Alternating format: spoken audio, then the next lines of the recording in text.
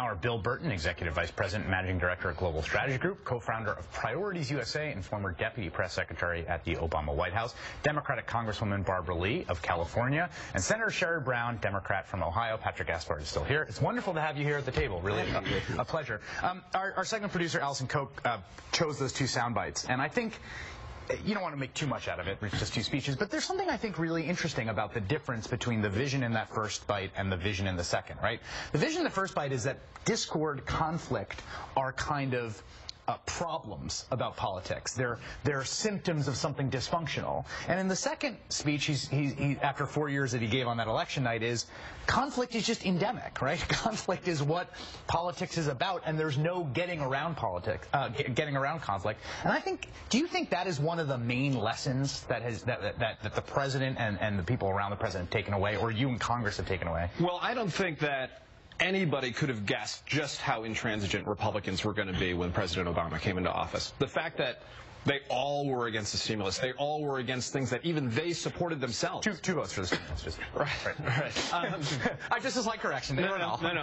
But even nominees that they support, that they would block, on and on and on. And the fact that the president has to fight on things like the debt ceiling, that no president has had to fight like he's had to fight on, I think sets the tone for what is going to be a very, very tough second term. Was the level of Republican intransigence that Bill just talked about, as a colleague of same Republicans, was it surprising to you? Was it as surprising to you as it appeared to be surprising to the White House? No, it wasn't surprising to me, because that night they were planning their agenda. And remember, Senator Mitch McConnell told us very early that their goal and their first priority was to make sure that President Obama was going to be a one-term president. Following that, we saw the obstructionist Tea Party Congress willing to throw the economy and the country under the bus. And so we knew this from day one, and we just saw how they just said no, no, no, so, even to the president's jobs agenda. So if you knew it from day one, do you think the White House the White House approached it wisely, foolishly, somewhere in between, in terms of the way they dealt with this kind of opposition? Well, of course the president wanted bipartisan cooperation. He's an optimist. He knows the country still wants to come together to do the job for the American people, and that's to create jobs and turn the economy around. And so I have to give the president a lot of credit, because he started from day one. And when I listen now to the Republicans, you would think that the president never, ever tried. I mean, here I'm there saying, oh, my God, he's going too far. He's doing this. He's doing that from day one. Right. We wanted $1 trillion. Perspective is the opposite, right? Yeah, right. Yeah. Too much. And so it was, but he was willing to try, and I give him a lot of credit. Have you seen it, Senator? Have you seen an arc in? And you're someone who was relatively new. I mean, you came in 2006, right? I was in the House. Right. But you haven't been in the Senate for decades, right? And so you've seen this latest crop of Republican kind of procedural obstruction and so forth. Do you think the White House has evolved, the president has evolved in how he approaches this? Yeah, I think he has. I think Barbara's comment about Mitch McConnell's saying that his #1 goal was to defeat President Obama, in so many words, almost precisely, that I think that really showed how far they had come. Because a leader of a party would not have said that a decade ago of either party, just like as Bill said, they wouldn't have fought on raising the debt ceiling. So I think the president wanted, as Barbara said, the president wanted to cooperate, wanted to see bipartisanship, wanted to see some way of moving forward together and pulling people together in this country. But I think he's realized that there are hundreds of examples now, and a half dozen really prominent examples where they simply won't work together and won't compromise. And I think the president, who tried so hard and through his whole life was a pretty good convener and pretty good, it was a good consensus builder in his previous jobs leading up to this, realizes this is a whole different league and a whole different crowd of people he's dealing with. Yeah, and I want to talk about if that is now, I think, the dawning realization that is more broadly shared, right? I mean, I think it took a while where people now have come to, particularly in the center left, among Democrats and activists and progressive groups and people on Capitol Hill, that this is the way things are going to be. What that means for the second term. Let's talk about that right after this break. You're 85. Quick real-time correction. I said that 2 Republicans had voted for the Recovery Act. Senator Sherrod Brown pointed out it was 3, one of whom was Arlen Specter, who subsequently switched parties. One of the other 2 has left. So there's only one left. Right, exactly. They have occasion to switch in parties. That's right, and we don't. Yeah, that story's not been finished yet. I want to play two other bites from the president that show, I think, some of this trajectory in terms of thinking about compromise. The first is him talking about the debt ceiling, the impending debt ceiling fight in 2011, in which he essentially urges a compromise, right? He's talking about a grand bargain. And the second is him talking about the debt ceiling more recently, in which he basically says, I'm not going to compromise. Take a look. I'm asking you all to make your voice heard. If you want a balanced approach to reducing the deficit, let your member of Congress know.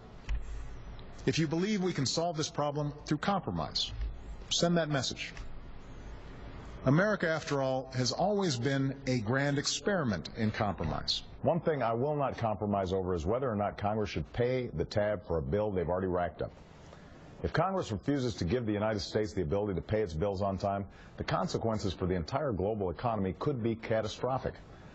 The last time Congress threatened this course of action, our entire economy suffered for it.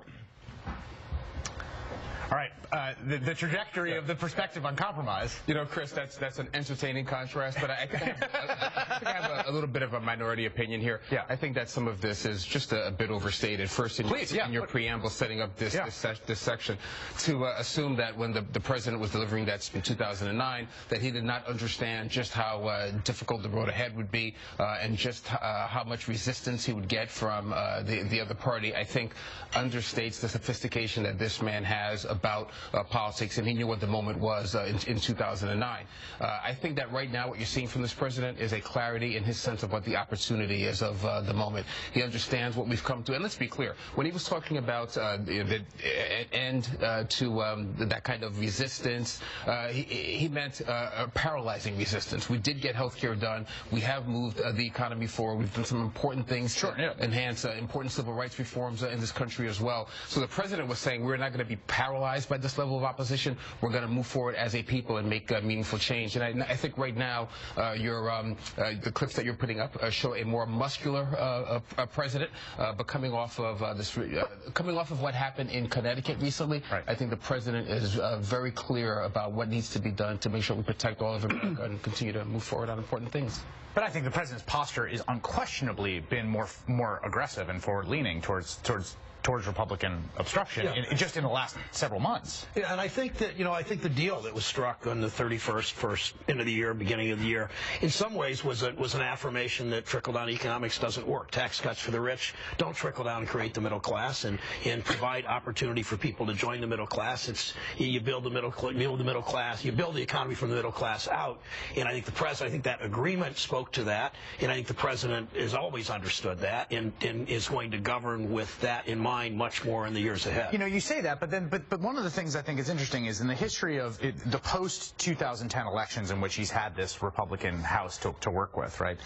All the reporting behind the scenes about the many different interactions, negotiations they've had have been about working towards, quote, entitlement reform, my least favorite phrase, gutting social insurance, basically, betraying promises that we made to people. And that the Republicans have been their worst enemy, in that the president has been willing to make a deal and the Republicans have scotched the deal again and again. And the question is, given that, are you confident the White House is not going to offer some kind of deal like raising the eligibility age or cuts to Social Security benefits in this next iteration of negotiations? I'm very confident of that, and I tell you why, Chris. We had an election, and elections have consequences, and the American people said very clearly, no cuts to Social Security, no cuts to Medicare, and no cuts to Medicaid. Now, of course, there are ways to address efficiencies.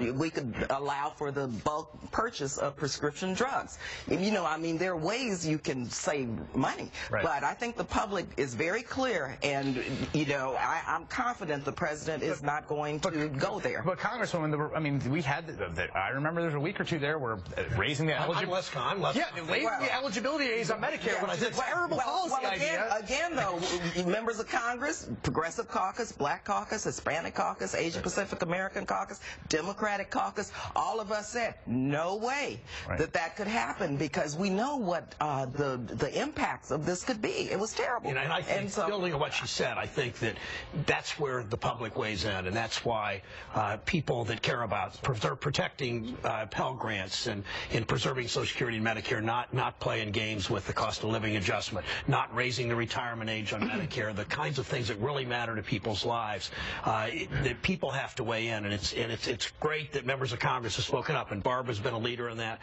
Tom Udall, just on this show, has been a leader in that, but we need the public really engaged to make sure the president, you know, the old FDR story, the president met with a group of progressives and he said, I agree with you, now make me do it. And President Obama is strong and he's focused, but the public needs to keep him on this course and make sure that the compromises don't break these promises you talked about. I think that's exactly right.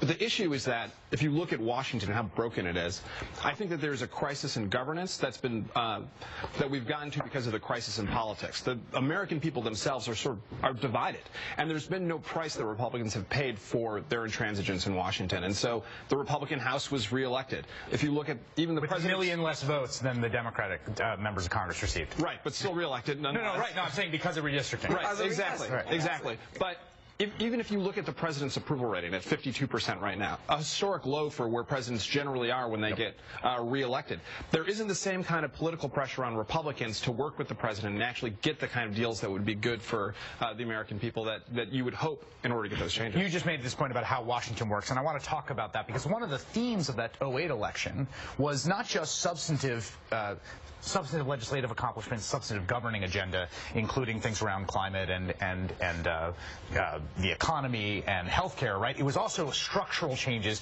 to how Washington works, and I want to talk about whether that has been abandoned or whether that's been made good on right after this break.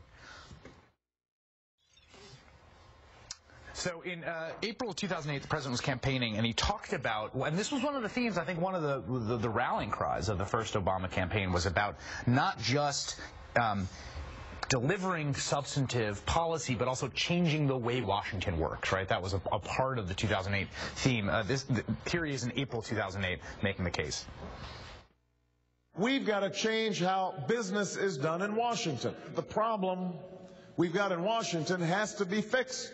The problem of lobbyists and special interests and big money dominating the agenda and the American people not being heard.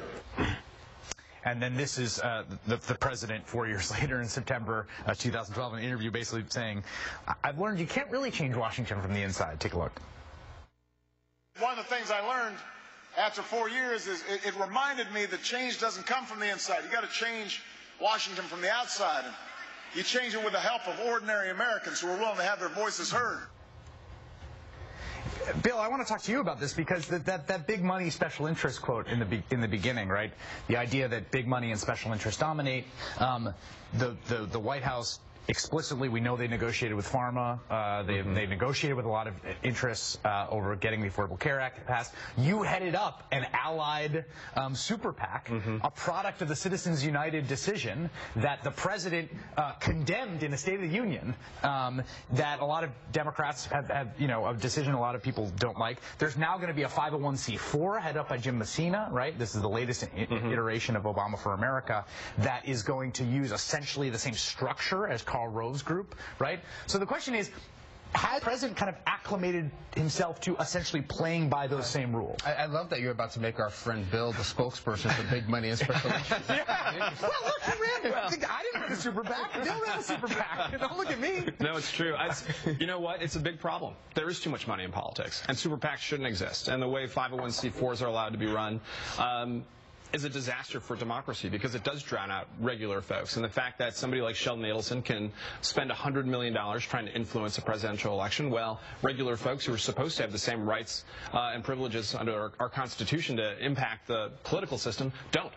And you know, I think what you see from the president is a realization that, you know, to paraphrase Donald Rumsfeld, you are dealing with the rules that you have, not the rules you wish you had. Right. And so in this environment where Republicans are spending hundreds of millions of dollars, they spent $100 million to try to defeat health care reform, you have to ask the question, well, what are Democrats going to do? What are progressives going to do to stand up and make sure that our voices and our values aren't drowned out because of the system that we're in right now. Yeah, and you know what? We've got to overturn Citizens United. We need a constitutional amendment to do that, and we need public financing of campaigns. But I agree with Bill. Until we get there, and the public's got to push to get us there, we have to defeat some of this this agenda that is really destroying the country and also our democracy. It's making the voices of ordinary people, what is happening now, this undisclosed corporate money in politics is shrinking our democratic process.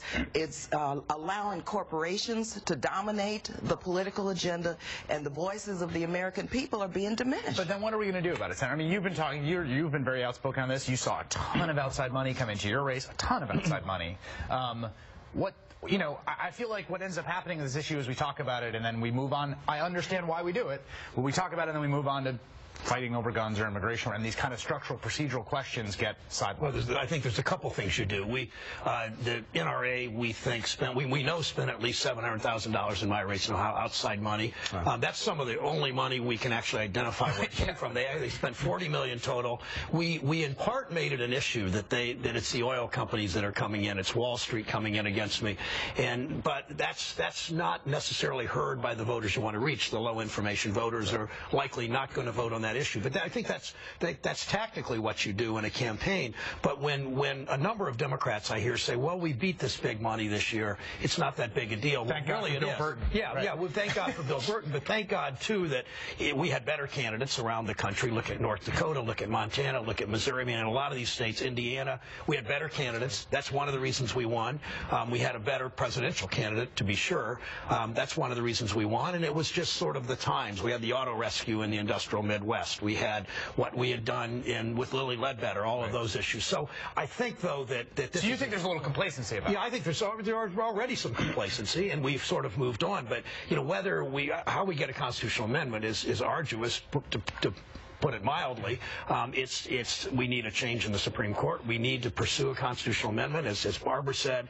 We need to this is always a major issue and organize. We've got to continue to organize around this and using this and talking about this, because our democracy can't sustain this kind of money. Well, and we are continuing to organize, Senator. I think that one of the most important developments certainly for progressives, and I think for all Americans, is the fact that the president and his team have decided that they're going to go into Obama 3.0, right? They're launching Organizing for Action to make it clear that the 20 million Americans who gave some measure of themselves during the campaign are going to continue to have their voices heard and their aspirations expressed in Washington, D.C. In your clips and showing these contrasts with the president, the real contrast is when Barack Obama walked into the White House in January of 2009, he was looking inward and thinking about how he was going to do this, and now he appreciates that those 20 million Americans and all Americans have to walk through that door with him and have to continue to agitate and agitate and agitate. I think Barack Obama is president of the United States for a lot of reasons, one of which is he got up at a small rally in Chicago when he was a state senator and said this war in Iraq is unwise. And I think that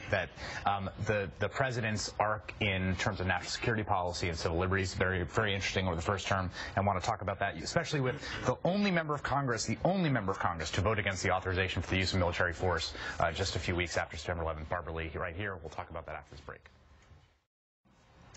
As I said before the break, Barbara Lee, you voted against the authorization of the use of military force. That was a resolution voted on by both houses of Congress in the wake of September 11th, and the lone member of Congress to do so. You've been very outspoken of American foreign policy and of the war in Iraq, called for the war in Afghanistan to be drawn down. And I'm curious, when you think about the president's trajectory on national security issues, what your sense is of where he is taking the oath of office, as he will be in just a little bit now, as opposed to 4 years ago? Sure. Certainly the president has changed direction from the previous Bush administration as it relates to global peace and security. And yes, I had to vote against that resolution, which was the authorization to use force. It was a blank check, Chris. It just said the any president is authorized to use force anytime, any place, place anywhere against any nation, any individual, any organization he or she deems connected to 9/11. Right. That was a blank check. Right, yeah. Yeah, and so we have to repeal that. I want to repeal it, and I'm working toward that. I think this president, he ended the war in Iraq. He made that commitment. With regard to Afghanistan, he's drawing down. Of course, there's some of us in a bipartisan way, 100 members of Congress, we wrote to the president and said, look, you need to expedite this. There's no military solution. We need to bring our young men and women home right away in a safe and orderly fashion. Don't wait until 2014. Let's begin this now and end it. And nation built here at home with the resources, the billions, trillions of dollars that are being invested. I think the American public more and more would emphasize what Barbara just said about investing in this country.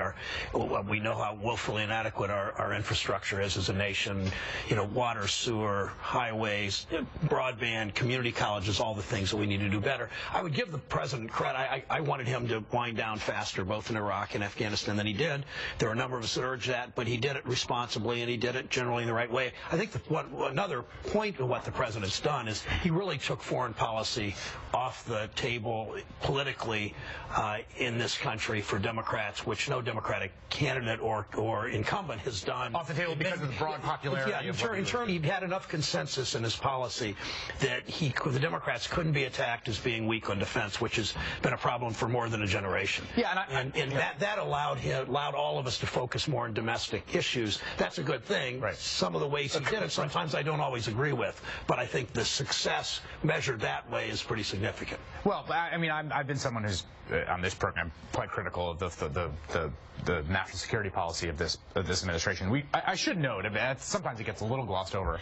You know, Iraq was the defining political battle of, you know, the formative years of a lot of people in this country. And the president did end the war in Iraq. It was a promise he made. He did get done. And I think once the war in Iraq was finished, it was all kind of looked at as like a kind of fait accompli, like obviously we're going to end the war. But it wasn't necessarily obvious back in 2008 that the war would end. And I think if John McCain had been elected, it very well might. And we might be somewhere else. Yeah, right. Well, it's a big difference. The big difference between 2008 and 2012 is that in 2008 we had this big national debate about the war in Iraq. And it's one that the president won, and it's in large part why he's president now. But in 2012, because Mitt Romney basically ceded most of foreign policy to President Obama, and the Republicans have come off as, if not weak, at least with the president on a lot of the things that he's for, the American people, I think, actually lost out on what's usually a very important part of a presidential election, which is a debate about some of these big things that America is doing on their behalf. You know, whether it's the drone program or Afghanistan or whatever it is, we just didn't really talk about it that much because there's mostly agreement. Yeah, Republicans reduced foreign policy conversations to whether or not the president was on an apology tour. Right. And Mitt Romney, I mean, I said this sitting at the anchor desk on the night of the third debate about foreign policy, in which Mitt Romney basically agreed, more than he disagreed, that, you know, we should debate these things, right? I mean, disagreement is important. And I think, can I just say, we need to, in this context, look at the Pentagon's budget now and really understand that we can save quite a bit of money. The cost savings of the Pentagon are enormous. And when we talk about sequester, and when we talk about investment in jobs, we need to go to the Pentagon. We can keep a strong national security without, you know, we can have these savings and maintain a strong national security. The president made the case for those savings during the campaign. And the final point I would make here, and I think just to return what you were saying, you know, we have seen something I think that's similar to what happened when Truman gave way to Eisenhower, which was the kind of passing the baton of the Cold War from one party to the next. And that, you know, the National Security Act was passed under Truman. It created this architecture that has persisted since. We still have the National Security Council. We still live with what the National Security Act created. We have now seen a war on terror, even though it's not called that, passed from a Republican president to a Democrat. And I think repealing the authorization of use of military force is a key step for Congress to assert its prerogative, and also to declare that that era is over, even if Al-Qaeda is not totally vanquished, that we are moving into a new place. And I think that's a really important thing for viewers to keep their eyes on and follow. All right, what you should know for the news week ahead, coming up next. It's so smooth. Well, I guess we should know for the week coming up. And Bill, begin with you, Patrick. You should know about Richard Blanco, who's the inaugural poet. Since the American journey is always about a search for a unified national identity, I think it's impressive that a young Cuban American is going to give expression to exactly who we are and where we're going. And in the words of one of his poems, let nothing that happened here be forgotten by us, and let's all lean in and see if we can find a part of the American identity in his language. Richard Blanco, also an engineer, which I find fascinating. Sherry Brown. You should know more about the $8 billion bank settlement. I did a series of roundtables in Ohio this week, talked to a lot of people who have wrongfully, through malfeasance or misfeasance, been foreclosed on by banks.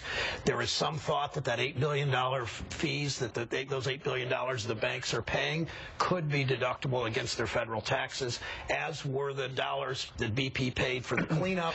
That's something Congress needs to stop. If it comes to that, and at the same time, the largest 6 banks and the power they have, we need to break up the banks and move bipartisanly, as we've begun to do on that issue. I agree. Congresswoman Barbara Lee. You should know that in 2005, I pulled together several members of Congress to form the Out of Poverty Caucus. We realized then that the bankrupt policies, the economic policies, and the foreign policies of the Bush administration would lead to a spike in poverty. Unfortunately, now 50 million people are living in poverty, 16 million are children. We passed a bipartisan resolution to cut poverty in half several years ago. Now we need a national strategy, a national plan to end poverty. It's a shame and disgrace that we have 50 million people in America living in poverty. Quickly, Bill Burton. Well, then just real fast, you should know that when the Roe v. Wade decision came down, I just looked at the New York Times coverage of this. The lead sentence of the story was, finally settling a long, contentious policy debate in America. Yeah. Not so much. Nothing is ever settled in politics. The first rule of politics is nothing is ever settled in politics. I want to thank my guests today, former Obama Deputy Press Secretary Bill Burton, Congresswoman Barbara Lee, Senator Sherry Brown, and Patrick Gaspard of the Democratic National Committee. Thank you all. Our thanks to everyone here at the Washington Bureau who are amazing for their hospitality and excellence during our visit this weekend. Thank you at home for joining us. We'll be back in New York next weekend, Saturday and Sunday at 8 Eastern Time. Coming up next is the one and only Melissa Harris Perry. Remember to join me, Rachel Maddow, Chris Matthews, and just about the entire rest of the network for MSNBC's Inauguration Day coverage tomorrow. We'll see you next week. Here on up.